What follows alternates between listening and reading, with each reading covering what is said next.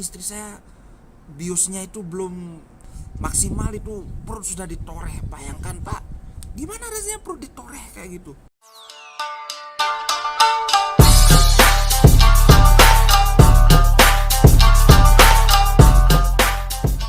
Jadi kemarin itu kami sudah jatuh, ketimpa bulldozer, ketindih tank, sekarang nambah lagi disambar petir.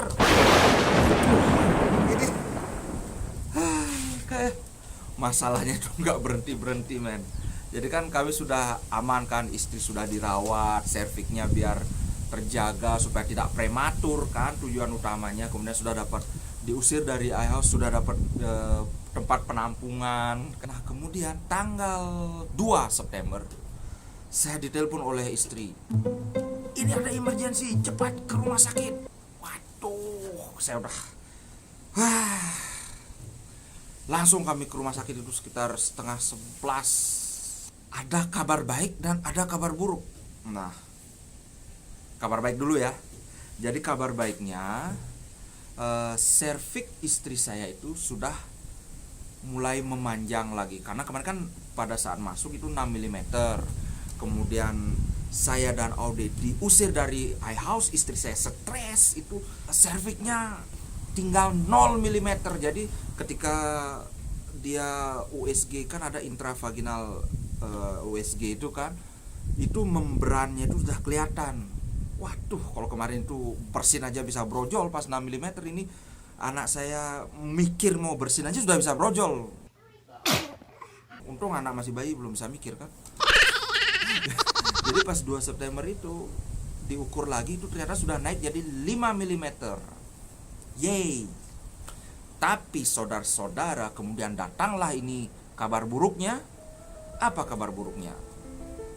Ternyata anak saya mengalami itu yang namanya twin to twin transfusion syndrome. Nah, apa itu? Oke. Nah, jadi akhirnya saya harus pindah ke sini karena tadi lagi enak-enak rekaman, ada orang datang nyelonong ngerokok lagi. Sudah tahu saya ngajak bayi, masa ngerokok coba. Pikiran. Oke, lanjut. Tadi twin to twin transfusion syndrome. Apakah itu? Nah, jadi yang terjadi adalah begini. Yang terjadi itu nutrisi dan darah bayi yang satu itu diambil oleh bayi yang satunya lagi. Nah, itu terdeteksinya gara-gara ketika di USG itu berat badannya itu berkurang. Yang satu ini, jadi waktu itu 900 dan yang satu ini 800 berapa gitu. Ketika itu kan kemarinnya dicek karena tiap hari itu di USG. Nah, ketika dicek itu ternyata yang satu malah jadi 700 sekian gitu. Bukan dari saya ingat dari 880 berapa itu berkurang jadi 805 gitu. Nah, karena berkurang, langsung dicek lagi dengan USG 3D kan. Terlihatlah itu kan jalurnya, jadi semacam kalau ada jalur makanan kan ke sini kedua, ini ke situ.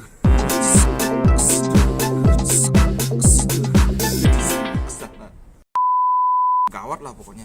Saya diterangkan oleh dokternya bahwa waktu itu kehamilan 26 minggu. Ini harus diangkat. Bukan diangkat digugurkan, tapi dilahirkan. Jadi kan kalau dulu OD kan lahirannya normal. Kami harapannya waktu itu kan ini ditunda kelahirannya, nanti lahir normal.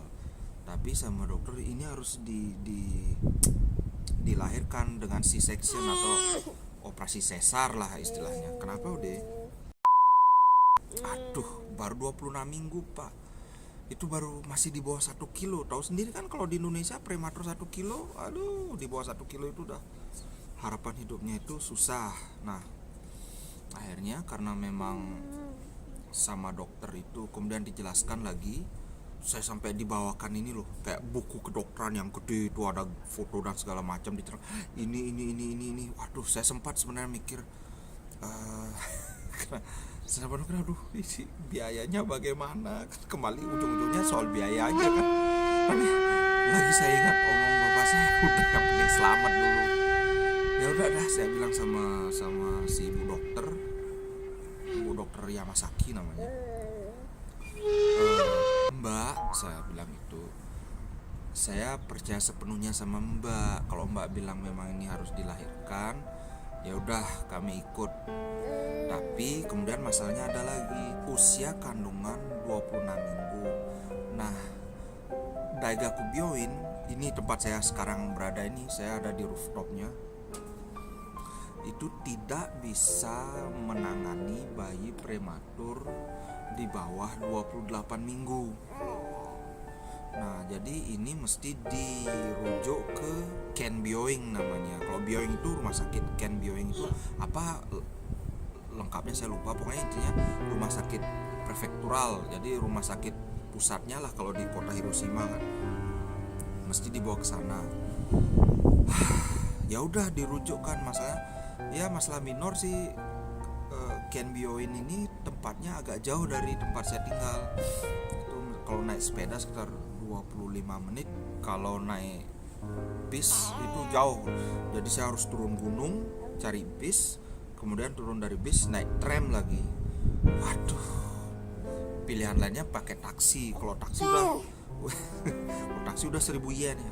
Tapi itu udah masalah nggak penting, yang penting selamat dulu. Kembali lagi ujungnya yang penting selamat dulu. Akhirnya saat itu juga dirujuk ke Ken Byoin. Naik ambulan pak, tumben istri saya pertama kali naik ambulan, saya juga pertama kali naik ambulan itu. Aduh, udah langsung ke rumah sakit. Nyampe sekitar jam 12. Sampai di Ken Byoin langsung dibawa ke atas ke ruangan apa gitu. Kemudian diterangkan lagi apa yang terjadi twin transfusion syndrome itu apa gini-gini, dan ya intinya samalah penjelasannya dengan si mbak yang sebelumnya itu kan, mbak dokter yang sebelumnya. Kenapa sorry ya sebentar. Sambil minum susu, karena si mbak ini bisa bahasa Inggrisnya bagus kan, dia lebih lengkap menjelaskan. Resikonya itu, kalau ini dibiarkan, bayi yang satu yang disedot nutrisi dan darahnya itu kemungkinan besar meninggal. Nah, yang satu meninggal, yang satu yang nyedot darah ini bukannya tambah sehat, tapi 50% kemungkinan dia akan cacat karena overnutrition. Jadi ternyata kelebihan nutrisi itu juga nggak bagus. Ya udah, saya pasrah di apa namanya? Diam dulu ya. Ya. Ini minum susu. Jadi, ini biar lihat. Jadi pasrah dengan keputusan dokter, ya udah operasi. Jadi bayangkan jam 12 saya sampai di Ken Byoin. Jam 1 itu sudah jadi jam 12 baru nyampe Ken Byoin. Jam 1 operasi dimulai. Jam 1 itu operasi dimulai. Saya sudah ya kayak bapak pada umumnya itu lagi kayak meriang, mah kumat segala macem, kepala pusing, udah campur aduk lah. Nah, jam 1 operasi dibilang 40 menit, ternyata benar 40 menit operasinya kelar. Waduh. Jadi anak selamat, istri selamat. Sudah, sebelumnya saya sempat berpikir loh, di tengah segala pikiran yang berkecamuk itu saya sempat mikir, ini kan prematur, nanti kalau anak saya ada kelainan bagaimana, kalau ada cacat, karena kan itu biasanya kalau orang prematur kan bisa ada kelainan, apa paru-parunya lah belum berfungsi benar, ada bisa jantungnya segala macam.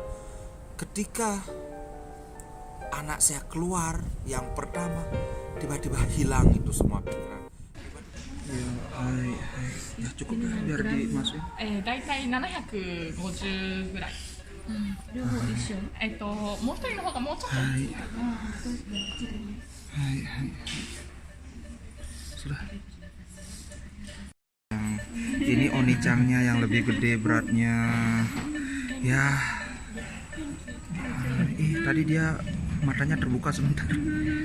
Ya udah, aduh syukurlah udah tidak ada komplikasi ya. 少しいろいろ水処置とかしていきます。Hai, arigatou gozaimasu, arigatou gozaimasu. Hai. Aduh, ini malaikat-malaikat yang menolong kami. Aduh. Oke, ternyata tadi terbalik. Jadi ini yang lebih berat. Ini Onicangnya, ini kakaknya. Beratnya 887 gram. Ya. Kondisinya sehat lah, kayak alien dikit, enggak apa. And that one, oke. Nah, ini adiknya Imoto. Oke.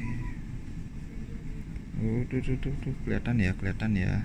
Nah, kondisinya sama. Itu untuk full monitor, full kondisinya 1-2 minggu. Jadi ya tenang saja, kita sudah di tangan yang terbaik. Oke. Kayak lagunya Metallica, Nothing Else Matters. Anak saya sudah selamat, sudah syukur, sudah. Aduh, untung saya nggak nangis. Kalau nangis kan malu pak. Jadi pokoknya udah terharu sekali. Ya anak saya itu kan belum bisa nangis itu, dibungkus plastik. Aduh, saya mikir, aduh kenapa ini kok anak dibungkus plastik gitu. Ternyata dibungkus plastik itu kan di dalam inkubator kan, dibungkus plastik itu biar panas tubuhnya nggak banyak yang hilang. Kemudian tuh ada alat selang pernapasan tuh masuk ke mulutnya, dan itu pakai kayak pompanya tuh kayak manual itu, dipencet-pencet gitu. Terus anak saya itu benar-benar kecil sekali, karena akhirnya berat lahir itu yang satu si kakak 887 gram. Kemudian yang satu adiknya yang nutrisionis akhirnya tahu berapa beratnya, 737 gram. Dari mulanya 850-an, kemudian ketahuan itu 800 sekian, ketika lahir jadi 737 gram. Waduh, saya mikir, aduh ini untung sudah dilahirkan corona, nggak tahu dah apa yang terjadi. Aduh. Dan kemudian saya mikir juga, untung di Jepang, kalau di Indonesia bagaimana? Jadi itu ya kayak orang Bali tuh. Jadi ada filosofi tuh, nih aget, kalau bahasa Bali aget, kalau bahasa Indonesia tuh untung. Jadi kayak orang Bali tuh cenderung look at the brighter side gitu loh, lihat sisi positifnya. Jadi dalam hal ini ya untung kami tidak jadi pulang. Kalau jadi pulang itu kan ada masalah gini, aduh saya tidak tahu bagaimana nanti. Untung bayi sudah selamat, ibunya juga selamat. Aduh, mana lagi saya dengar cerita istri itu, katanya di dalam ruang operasi kesakitan karena operasinya. Aduh, itu kan saya tahu kalau operasi sesar itu nggak takut, nggak sakit kan karena dibius.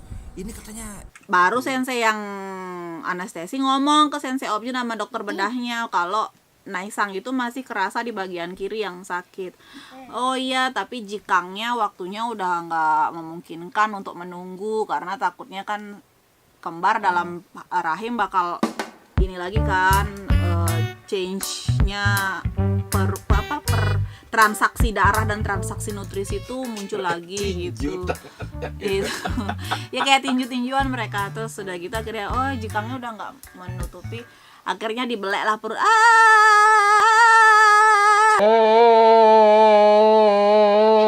Terus dibelek itu apa? Dipotong, dibedah perutnya. Kelihatan kok karena kan di atas badan itu kan ada.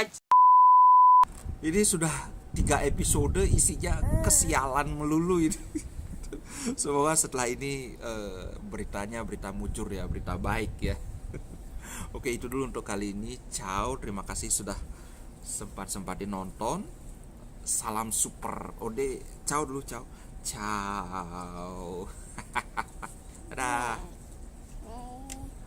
Oh ya, jangan lupa subscribe, dukung terus channel kita biar saya semakin semangat bikin konten. Oke, ciao.